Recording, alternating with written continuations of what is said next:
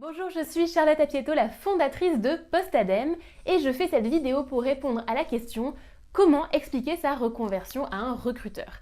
Alors cette question n'arrive pas par hasard, c'est vrai qu'il y a une vraie peur et qui est d'ailleurs relativement fondée sur le fait que bien justifier un changement de voie de secteur à un recruteur, en tout cas en France, ce n'est pas évident puisque généralement on a un peu peur que le recruteur cherche le mouton à 5 pattes et il est vrai que les offres d'emploi, en tout cas en France, sont souvent très précises et nécessitent un certain nombre d'années précisément sur le même poste, etc. Il n'empêche que ce n'est pas impossible, loin de là pour autant, de décrocher un poste dans un secteur ou dans un métier différent et du coup je vais te partager aujourd'hui mes recommandations pour réussir à faire ça.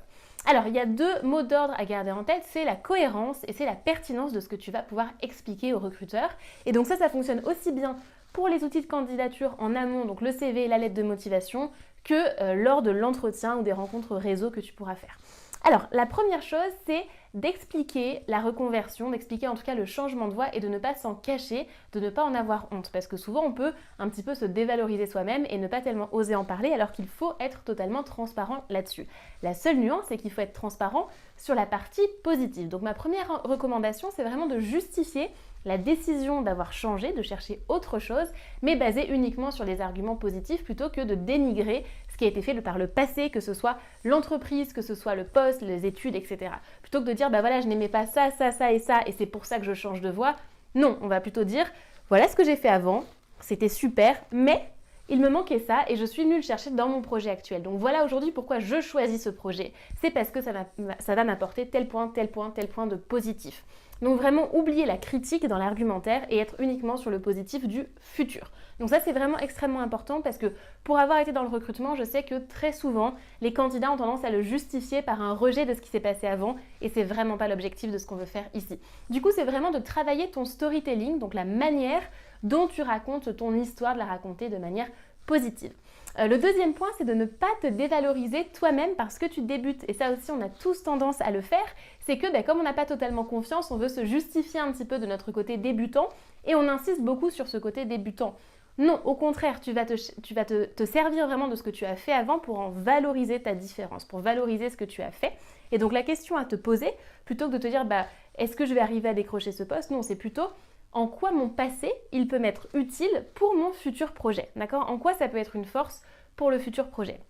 Et le fait de te poser cette question de cette manière-là, ça va t'aider à identifier des choses que tu n'avais pas forcément vues avant. Donc, pour t'aider à faire ça, je vais te donner un exercice où le principe, c'est de raisonner plutôt en termes de compétences, en termes de mission, en termes de résultats, plutôt que de raisonner en termes de poste, comme on a tendance à le faire en général. Et c'est là que ça peut coincer si on n'a pas un intitulé de poste qui est le même que le poste sur lequel on cherche à être recruté. Donc, le principe de cet exercice, c'est que tu vas reprendre tes expériences professionnelles passées et tu vas les décortiquer d'une manière dont tu ne l'as peut-être pas fait par le passé. Donc, pour chaque expérience, voilà ce que tu vas te noter. En premier, tu vas te noter bien sûr l'entreprise, le poste, pour te faire ton historique comme un tableau.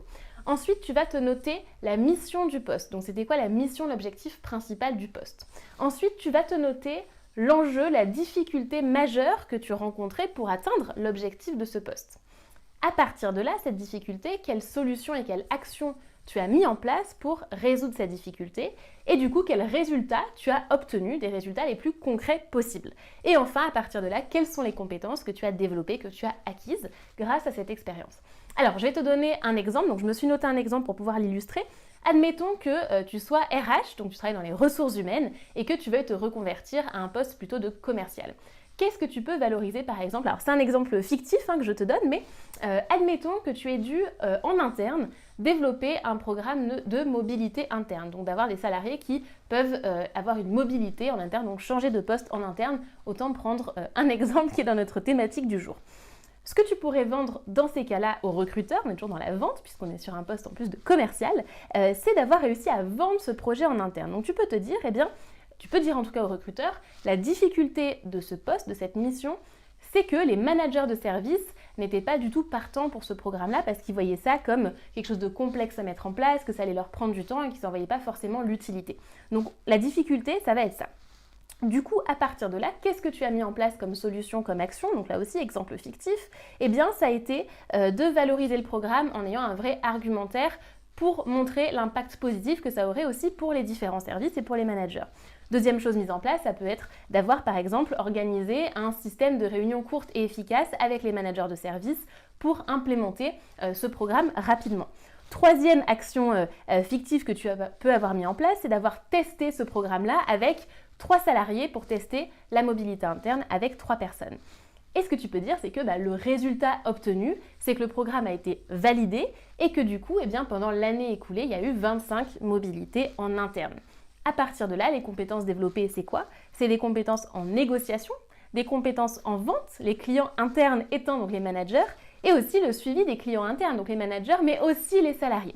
Donc tu vois qu'avec cet exemple-là, finalement, à partir d'un poste RH, avec un programme interne RH, finalement qui n'a pas grand-chose à voir avec un poste de commercial, en le tournant d'une certaine manière, on peut arriver à trouver des liens et des compétences transverses avec le poste de commercial qui est requis dans notre exemple. Donc voilà, tu vois le principe, maintenant c'est à toi de le faire pour les différentes expériences que tu as eues et pouvoir du coup en tirer un fil rouge par rapport au poste sur lequel tu es candidat aujourd'hui. Il faut vraiment garder en tête cette notion de fil rouge qui va donner la cohérence à ta candidature.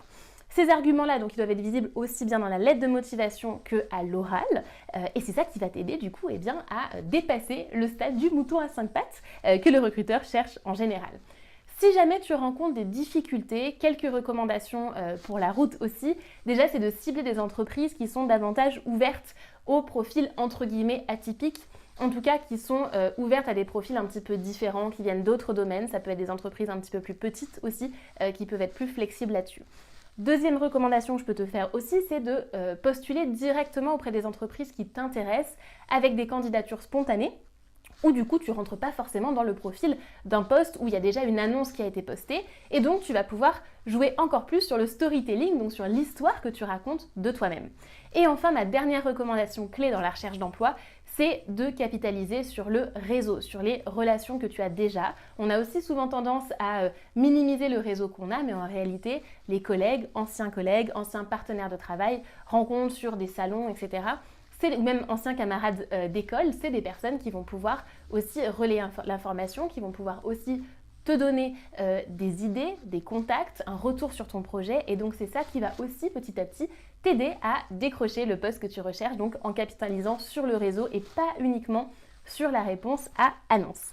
Donc voilà ce que je voulais te dire en réponse à cette question. Donc maintenant dis-moi en commentaire déjà ce que tu en penses. Est-ce que tu vas pouvoir changer dans ton pitch pour décrocher l'emploi que tu recherches? Donc j'espère que cette vidéo t'a aidé. Je te remercie d'avoir regardé et je te dis à très bientôt.